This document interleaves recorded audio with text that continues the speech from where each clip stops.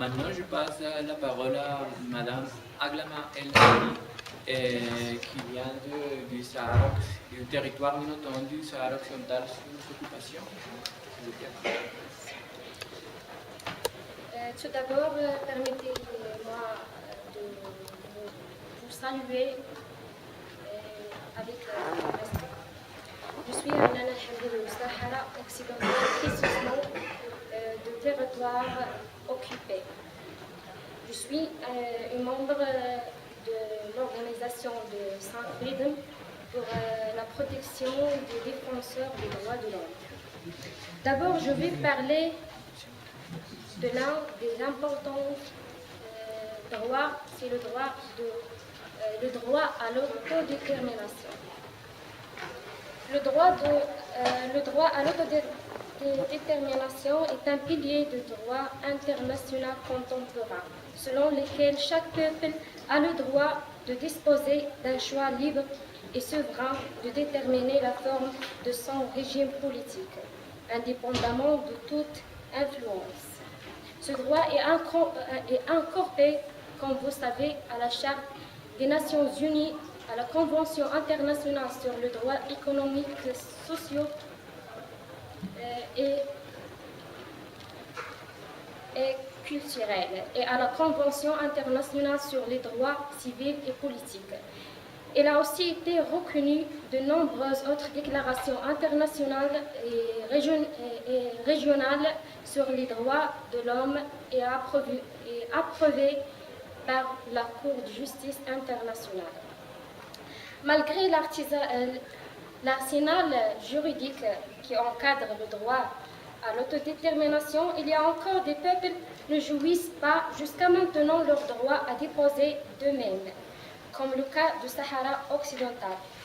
Le Sahara occidental est un territoire où il est l'un des plus anciennes colonies au monde et la dernière colonie en Afrique. Il était occupé par l'Espagne pour plus de 9 décennies et selon l'Organisation des Nations Unies, le Sahara occidental est un territoire non autonome et depuis 1966, il affirme le droit du peuple sahraoui à disposer de lui-même. Et elle a demandé l'Espagne à établir les procédures pour organiser un référendum sous les auspices des Nations Unies, en assurant la population du territoire l'exercice de son droit à l'autodétermination.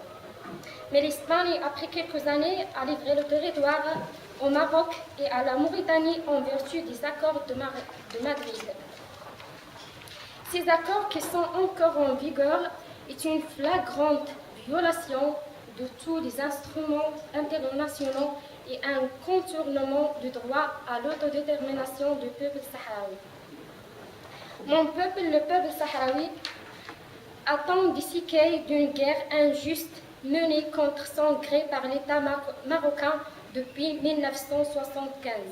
Aujourd'hui, plus de la moitié de mon peuple vit en diaspora, loin de leur parti et leur famille, dans des conditions de vie très difficiles. L'autre moitié continue à sa résistance pacifique sous l'occupation marocaine. Depuis le 21 mai 2005, un soulèvement pacifique et non violent de la population sahraoui est enclenché proclamant le droit à l'autodétermination. Depuis lors, tous les lieux à forte concentration sahraoui ne sont plus épargnés des manifestants qui se rassemblent dans les places publiques ou les campus universitaires scandant les slogans proclamant le droit à l'autodétermination et brandissant les drapeaux sahraouis. Ceci se répercute chaque fois de manière périlleuse sur les manifestants qui endurent des sévères épreuves de matraque, de torture, allant jusqu'à la mort. En 2006, le Maroc a décidé de donner le Sahara occidental un autonome sous sa souveraineté. Cette proposition a été refusé par le Polisario, le mouvement populaire pour libérer Saqi al-Hamra et Wad al-Dhahab. Et généralement, on n'est pas contre l'autonomie, mais on est contre l'imposition de toute solution ne comporte pas un référendum d'autodétermination. Combien de temps ce peuple devra-t-il encore attendre pour choisir son avenir par les urnes et plus par les armes?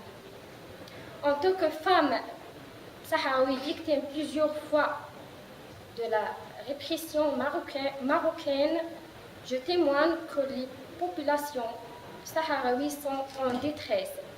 J'en appelle à la protection de leurs droits élémentaires et il est urgent